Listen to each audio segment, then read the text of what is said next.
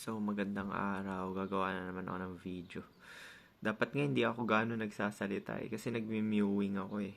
Tiyan mo dati, di ba nakaganon yung orbital? Medyo na-push siya eh, na-push. Na-push yung maxilla pataas. So, mapupush yung maxilla pataas. Ayan, hindi na ganong nag-show yung upper eyelids ko. Ayan o, hindi na siya ganong nag-show. Kasi nga, napupush siya dahil sa mewing. So, pero hindi naman yan yung topic eh. Kukwentuhan lang tayo kasi yun, alam mo na magko-cope tayo dito. Sasabayan ko kayo.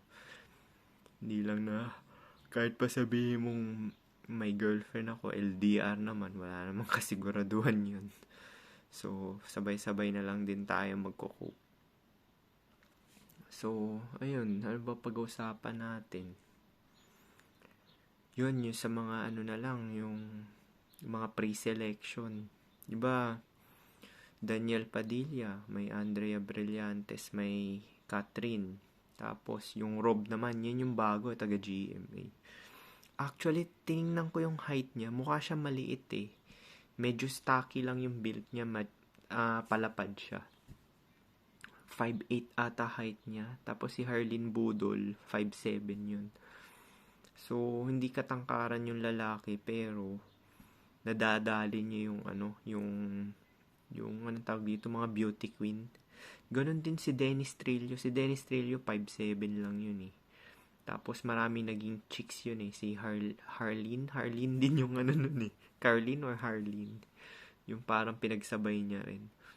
So parang mas nangingibabaw talaga yung itsura. Kasi yung itsura talaga pinaka ano eh. Basta pasa mo yung height na threshold lang. Kasi sa Pilipinas, sinabi ko nga 5'7", makakalusot ka pa eh. Lalo na sa mga Gen Z. Marami rin naman maliliit na Gen Z. So, si Wamos, ano ba height nun? Nakalagay kay Wamos, 5'7". Pero duda ako kasi si Julia, yung asawa ni Gamer, di ba magkapatid yun si Gamer tsaka si Wamos. Si Julia is 5'6". Sinabi niya yun sa vlog niya eh. Pero si Gamer, mas maliit kay Julia. O, so ano height ni Wamos? Nasa 5'3 to 5'4 lang yun. Kasi si Gamer, medyo matangkad ng onte kay Wamos, pero si Gamer maliit siya kay Julia. Si Julia 5'6 eh.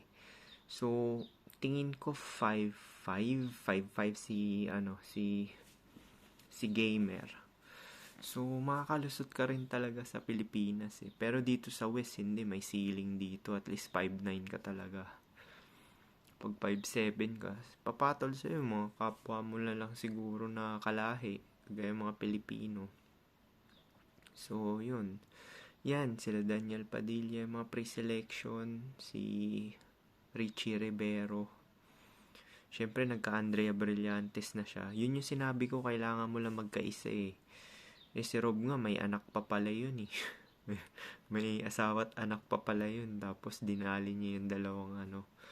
Pero malamang, yung Rob na yun, nag-message yun. Kasi katrabaho niya yung dalawa eh. So, yun yung sinasabi ko eh, na ano, yung kusa na lang nangyayari, nagiging smooth dahil nga sa itsura mo. Kasi pagka, kuwari sabihin na nating normie siya o high tier normie, pagka ganun kasi yung itsura mo, i-entertain ka eh. Willing kausapin ka ng babae. 'Di ba mayroon silang teleserye na hindi ako nanonood kasi ng TV, pero nakikita ko yun dun sa mga news feed. Meron silang teleserye. Magkasama yung dalawang beauty queen, si Harleen tsaka yung isa, yung kalimutan ko na, basta yun yung sa nai-issue ngayon. Yun, kasama rin yun sa sa teleserye. So yung dalawa natuhog niya, mga katrabaho niya. Kay Richie Rivero naman, beauty queen din yung kay Richie Rivero. Actually, yung girlfriend ni Richie Rivero, 29 years old na yun. Si Richie, 25. So, matanda yung babae sa kanya. Ang kagandahan lang do sa babae is matangkad, 5'7 yung babae. Eh si Andrea Brillantes, 5'2 lang eh. Tinitingnan ko kasi yung height eh, kung ano bang factor, bakit pinagpapalit nila yung mga shota nila, ganyan. So kaya ano rin, kay Daniel Padilla. Si Daniel Padilla, matangkad si Josh ng 1 inch. Tsaka kay Daniel. Si Daniel kasi parang 5'10" and a half or half inches. Tapos si Joshua Garcia, 5'11". So parang hindi nalalayo yung height nila. Pati si yung isa, Zanjo Marudo. Zanjo kasi 6'1" yun eh. So si Zanjo pinakamatangkad. Pero pag nagsama silang tatlo, namamag sila ni Daniel Padilla. Kasi yung forward growth ng mukha ni Daniel Padilla, nangingibabaw talaga. Malakas talaga sex appeal dahil sa forward growth. Tsaka yung harmony ng muka. Kasi yung mata niya, hindi yung spread. Ibig sabihin ng spread, yung nasa gilid siya banda, tapos yung bibig babang baba. Yun kasi yung mga common na normie na face eh. Kesyo mahaba pa yan or palapad. Yung mga normie na face, ganon, spread yung features nila. Pagka forward growth yung mukha mo, medyo compact yan, nasa center talaga. Tapos sabay yung facial width to width ratio yun eh. Ako, okay naman din yung facial width ratio ko. Kuwari, ayan, spread, hindi siya spread na yung ayan meron spasyo dito, chin, yung noo. Tapos ito, yung ibang mata, gilid na gilid eh. Ibig sabihin, spread siya. So, ayan. So, okay pa rin yung facial width to ratio ko. Pero hindi siya kagaya ng ni Daniel Padilla. Talagang high tier normie talaga yon si Daniel Padilla. Kaya marami man kakagusto dun eh. Biruin mo naman 19 million na followers sa Instagram. So, yun. Pagka madali kasi yung katrabaho mo. Kukwentuhan ko kayo. Yung Pinay na katrabaho ko. Si 20 lang yun eh. Gusto ko nga rin siyang kasi trip ko yung itsura niya eh. Ito napansin ko, yung pumapansin sa akin, medyo kahawig ko. Kaya hindi pumapalya tong tsuri ko eh. Naano ko na rin to sa isang black pillar lang din nagsabi nito, pero foreigner siya. Doon ko natuklasan. Yung mga babae pala pag namili talaga yan na, binabase yan sa looks threshold. Kasi nga, bihira lang naman yung Chad eh. Hanggat maaari, kung nandyan yung Chad, tapos mabait pa, mas pipiliin nila yon. Pero, dahil nga puro normie naman, 70% sa lipunan, napaka-rare talaga ng pogi. So, pipiliin na lang nila yung kahawig nila. Yun napansin ko eh. Kasi pumapansin sa akin yung Pinay na kahawig ko. Kasi pareho kaming malaki rin mata eh. Ganyan din yung mata niya. Tapos yung lumingon siya sa akin. Tapos kasi nakatingin ako ng ganun. Lumingon siya. Tapos sabay gumanon siya. Parang binati niya na akong ganun. Tapos tawag niya sa akin, kuya. Pagka diniskarte ako, kuya tawag mo sa akin ha. Kuya, tingnan natin yung kuya mo. Pero nag-aalangan kasi ako kasi hindi ko siya nakakausap eh. Ayoko nang magbibigla ka ng, ano ba number mo, messenger mo. Parang ang creepy kasi pagka ganun eh. Pagka dinirekta mo ng ganun. Oo nga, direkta ako. Pag nakakausap mo na, direkta ako talaga sa pakay ko. Pero, yung may hindrances kasi parang wala pa kayong connection na parang usap naman na kahit na konti lang ba, konting usap. Mahirap kasi yung ganun eh. Kahit sino naman tangang tao, hindi talaga mag-approach pagka walang ganun eh. Pero lang kung sa kalye pwede. Yung sinabi ko dati, pwede ka mag-approach pagka alam mo may chance ka. Sa mga parke, ganyan, concert yan, sa bar. 'Di ba sa bar ganun? Ganun sa bar eh. Hindi mo naman kilala mga tao dun. So, makakasayaw mo lang. Minsan nga, yung iba, nakalingon mo lang. Pwede mo na kunin number eh. Tapos bahala na eh. Sa mga beer house, ganyan. Pwede mo kunin yung mga sa waitress. Pero usually kasi yung mga waitress, bihira lang sila matrak kasi ang dami na nila nakikita na lalaki everyday. Naswertehan lang talaga ako dun sa beer house experience ko dati na yung kwento ko sa inyo, mag-iisang taon na yun eh. Yung kwento ko sa inyo, naswertehan lang ako kasi nga namag ko lahat ng mga lalaki dun sa ano. So yun pa pala, pag-usapan natin yung mugging. Hindi kasi malinaw yan eh. Yung mugging na yan, ano to eh, hindi naman kailangan talaga na maging chad na chad ka. Ang mugging kasi is mangingibabaw yung itsura mo. Tsaka kampante ka na. Alam mo talaga sa sarili mo na ibabaw talaga yung itsura mo. Kuwari ako, example, hindi ako chad. Kasi nga yung chad, 10% lang yan eh. Mga model type yan. Kahit nga si Rob, Richie Rivero, tsaka si Daniel Padilla, high tier normie lang yun. Hindi siya chad. Meron ako nakitang chad. Chad na chad talaga. Yung sa Tulfo, yung taga Bulacan. Diniskartehan niya yung babae. Tapos hinuthutan niya ng motor. O makakahut-hut ka ng motor pagka chad ka. Pag high tier normie. Hindi, ikaw, si Daniel Padilla nga, nagbibigay pa eh. Chad lang nakakagawa nung meron din naman nakakagawa ng mga pangit, yung mga pangit, basta namag mo yung babae. Yun lang naman yun eh. Yung ano kasi, di ba, i-shoot mo lang yung kaya mo. Tapos, parang mugging kasi yan eh. Di ba yung mga babae, pag namag mo yung babae, below yan ng 1 or 2. Pero usually, laging 2 na kasi social media age na eh. Pag namag mo yung babae na 2 below siya sa'yo, super submissive niya sa'yo kasi 2 below siya sa'yo eh. Ganun yun. So, kung inisip mo sub 5 ka, 5 ka, 5 ka, tapos, syempre, hanggat maaari, yung pangit na babae na tres, mas gugustuhin niya yung poging-pogi talaga. Kasi ayaw niya magpalahi sa pangit din eh. Pero may posibilidad na magsettle siya dun sa 5, pero ikaw magsiservisyo dun. Ikaw magsiservisyo. Kaya sinasabi ko sa inyo, yung mga sub 5 din ng mga babae, mas mataas standard niyan kasi nga, mas gusto talaga nila na magpalahi na may itsura. Kaya nga, di ba sabi ko, yung mga nagiging shota ako, para sa sarili ko kuwari sabihin kong 6 ako, sila mga 4. 4 lang talaga sila. So, parang ayoko rin sila anakan eh. Kaya nga, hindi ako confident na magpamilya kasi nga, ayoko naman din mangligaw. Kasi pag once na nanligaw ka, nag-approach ka, ano na yan eh, lose-lose situation eh.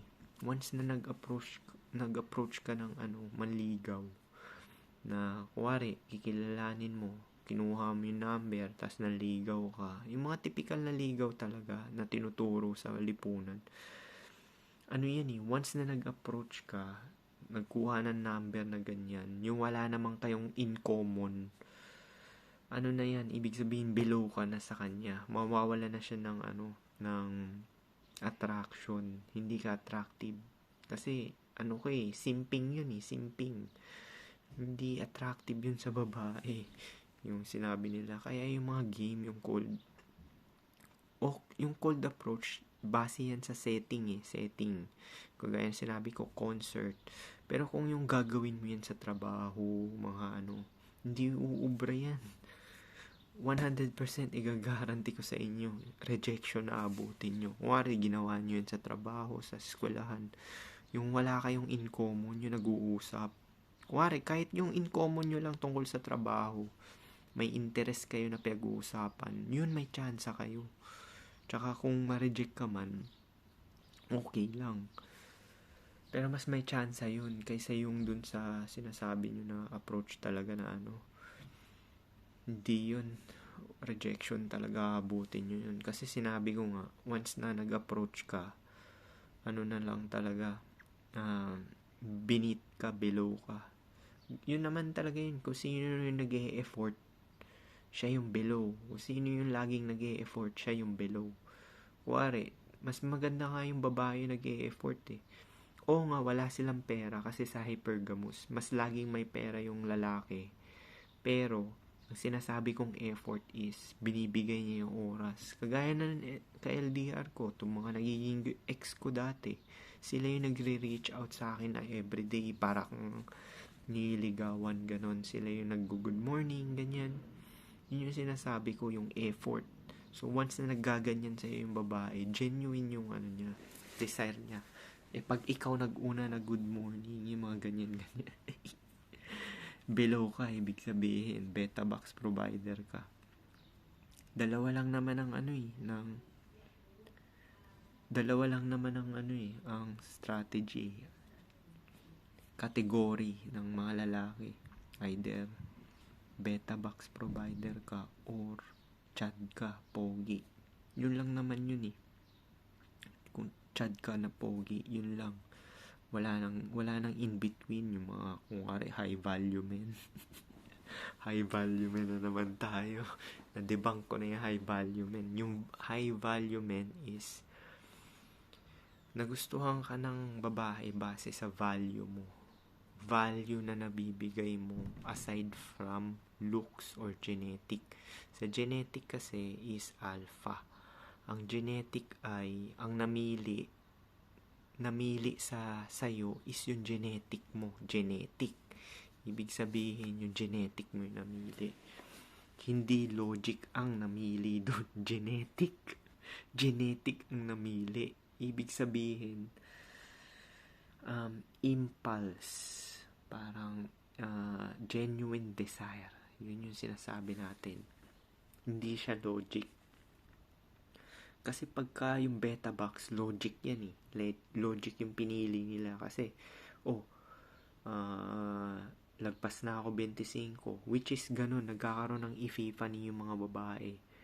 Pagka lagpas na sila ng 25, mas pipiliin na nila yung mga normie na magsisimp, magpo-provide, pero pasado pa rin sa itsura nila.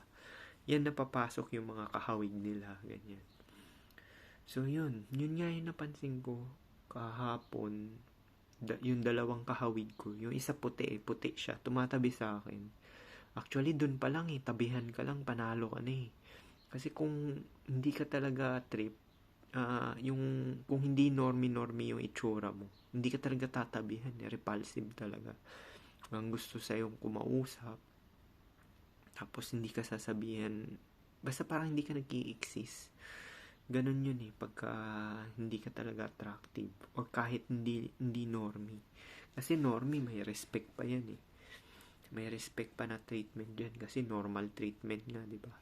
So pagka attractive, may halo effect yan, may simping. Pagka pangit yung treatment, sisigaw-sigawan, mababa yung tingin, tapos ano pa ba, hindi nire-respeto, hindi naniniwala. Kuwari may sinabi ka, pangit ka, diba? May sinabi ka na mali, kahit tama, magdududa pa, hindi pa paniwalaan basta-basta. So yun yung sinasabi ko na yung treatment base sa itsura. Totoo yan, kaya nga yung mga tao nagpapaganda papapogi or gusto magmukhang presentable. So yung mugging na yan, usually laging lamang yung babae. Laging lamang, below sila lagi sa itsura. Si Arlene Budol, tingnan mo, wala kang jawline yun Kahit yung isa talagang namag sila ni Rab. Kaya mabilis silang tuhugin. Plus, magkatrabaho pa sila. Ang galing rin ng style niya, magkatrabaho sila. Tapos tinuhog niya yung dalawa niyang katrabaho sa GMA. Si Daniel naman, crush na ni Andrea since bata pa. May chance kasi si Andrea kasi nagre-reach out iba kasi yung babae na yun parang naano ko siya dun sa ka-FWB ko nagre-reach out. Tsaka yung usually yung dalawang ka-FWB ko, sila nagre-reach out. Yung kaibigan ng kaibigan ko, mataba rin yun, sila nagre-reach out. So pagka-trip na trip ka talaga, sila magre-reach out. Tapos yung magmamaang-maanga na lang, playing dumb. Kuwari, sabihin na, samahan mo naman ako, yung mga ganyan. Once na mga ganun, tapos nagpaganda, medyo actually, kasi dahil hindi ko siya trip dati, nagpaganda na siya nung unang meet namin Nagpaganda na siya. So inisip ko, vague kasi yun eh. Nag-aalangan pa ako kung gusto talaga ako, hindi. Ngayon kasi nandito na ako sa point na dahil na black pill na ako, mas mahalaga sa akin yung genuine desire kaysa yung ako yung may gusto eh. Kasi kung ako may gusto, hindi mag-work eh. Kaya inaano ko yan eh. Kasi naranasan ko na yan sa first na naging ex ko nung 19 ako eh. Simula nun, na blackpill na ako nun. Wala pa naman blackpill nun, pero nalaman ko na yung game na hindi umuubra pagka gusto mo. So, ginawa ko nun, after nun, yung mga may gusto na lang sa akin, pinagtsatsagaan ko sila. At least. Pero hindi naman yung totally na talagang ayaw na ayaw ko. Hindi lang ako confident sa genetic nila, pero gusto ko rin sila kahit papaano. Kasi kung ikukumpara ko sila dun sa mga nakikita ko sa pang-araw-araw na mas gugustuhin ko na lang sila kasi ang cute nila eh. Ang cute nila, ang sexy nila, ang puti nila. Dun pa lang, medyo pagtsatsagaan ko na kaysa naman dun sa mga nakikita ko na hindi straight yung legs.